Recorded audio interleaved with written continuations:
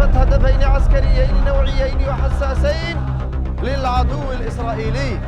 رسالة الشعب اليمني اليوم هي رسالة واضحة أنهم جاهزون ومستعدون في جبهة الإسناد لإخوانهم في فلسطين، ويقفون كما أعلن السيد القائد إلى جانب الشعب السوري في مواجهة العدوان الصهيوني، وأن الأولوية اليوم لكل المسلمين ولكل العرب أن يقفوا في مواجهة الاحتلال الصهيوني والعدو الصهيوني